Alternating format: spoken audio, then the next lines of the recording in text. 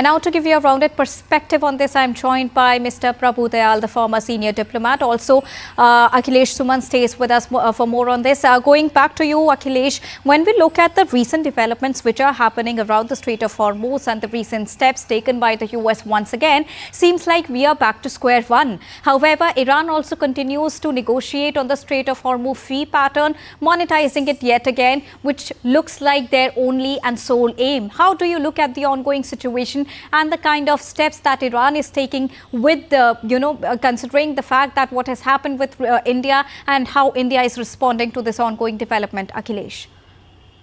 Deepika, it is not just back to square one, but it is rather going from bad to worse.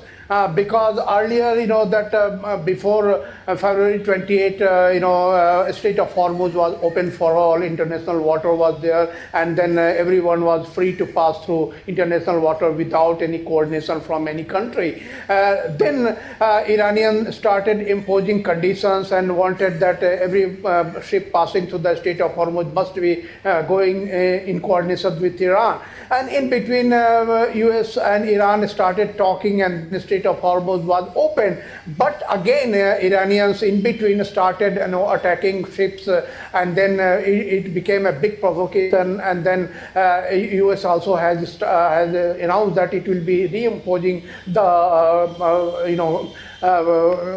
blockade of Iranian borders, like Gulf of Oman, Arabian Sea. It will block. So in that situation, imposing tariff of 20% by Americans, whatever Iranians will impose, putting a bill in the parliament that Iranians will be charging money tariff from every ship passing through that Strait of Hormuz. I think it is a big question and big challenge for the whole world, for the whole global South, for the whole Indo-Pacific countries. Because if you start charging on my ship, then I will start charging on your ship. Every country in the world will start telling that, okay, you are charging my ship passing through that strait. Okay, I will charge your ship if any ship is coming from your port, or if any ship is going to your port, I will also charge in my area. So it will be a total collapse of the international system that has given freedom of navigation in the international market. So this is very dangerous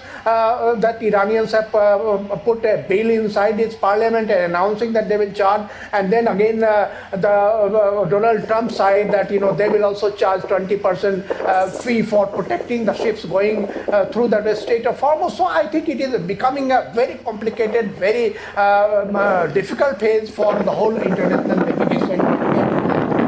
Indeed, thank you. Yeah. All right. Thank you so much, Akhilesh, for joining us and getting us the latest on this. Now let's go across to our guest for expert analysis. Now, sir, the latest development showcases a very one-sided approach, which means that diplomacy is not the way out that Iran is looking forward to.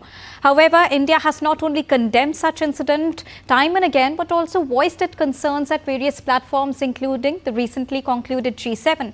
How do you assess Iran's strategy with this latest move here? Well, Deepika, thanks for having me on your show.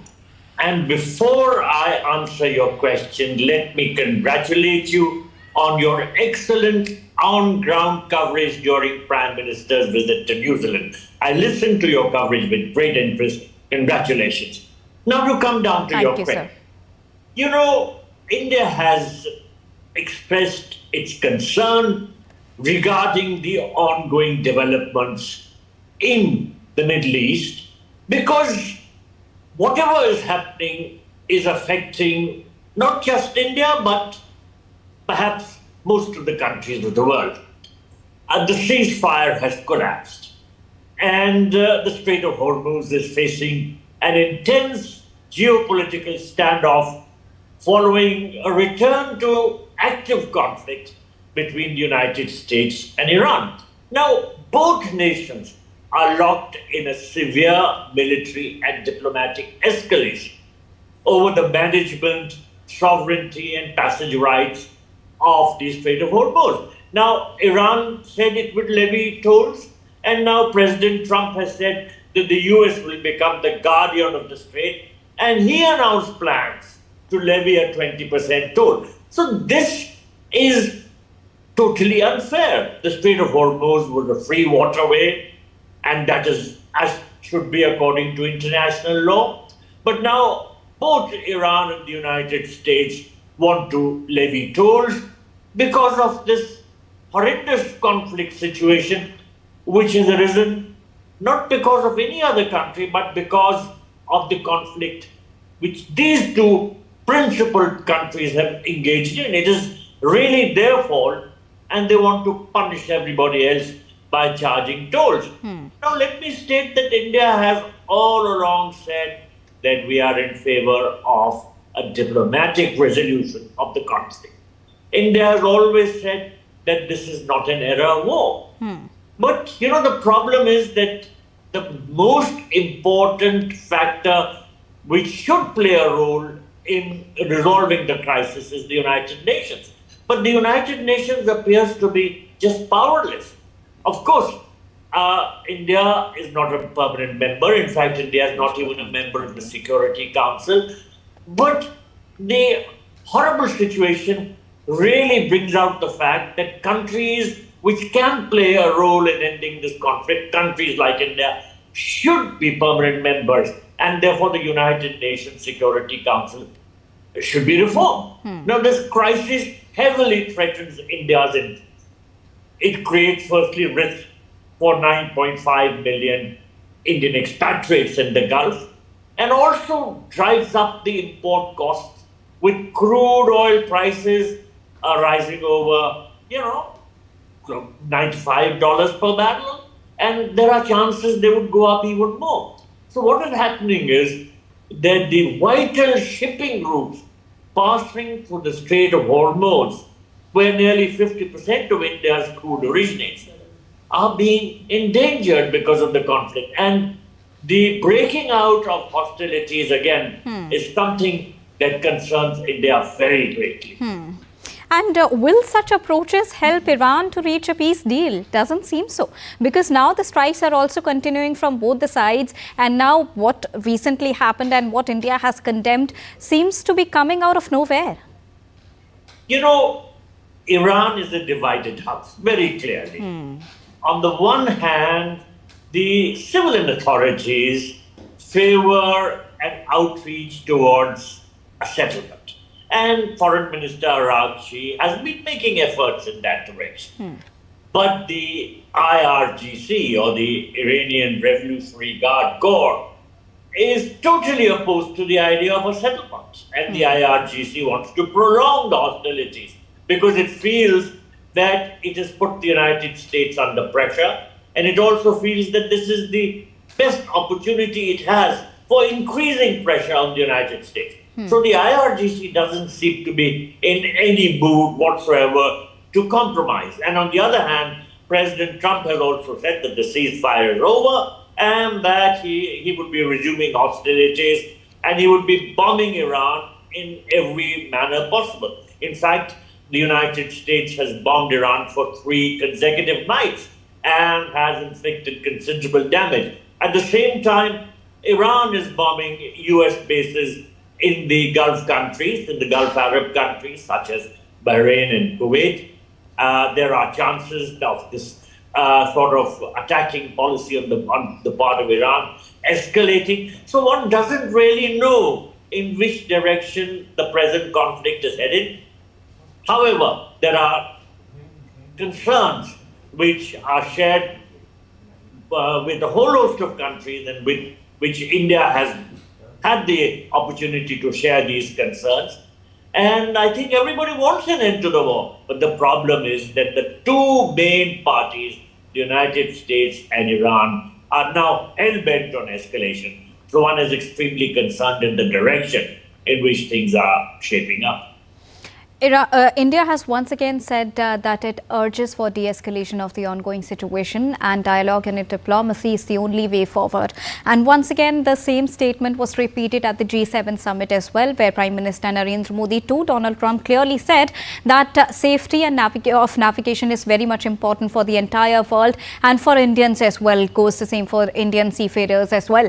Now, considering the latest situation, India has taken a very stern step. It has not only condemned the situation situation. It also summoned the Iranian officials. How do you look and assess at India's ongoing steps and measures to ensure the safety of Indians abroad? You know, India is hugely concerned because of these ongoing hostilities. And as you mentioned, India summoned the Iranian chargé d'affaires and protested about the killing of an Indian national on account of Iranian firing on a commercial vessel. Now, India is totally opposed to the sort of firing which the Iranians are indulging in. Of course, it also opposes the US military strikes, and that is why India has been urging that both sides take recourse to dialogue and diplomacy. But nonetheless, at the moment, things are getting out of hand. The hostilities are increasing. Neither Iran nor the United States is showing any inclination towards sitting down for diplomatic talks.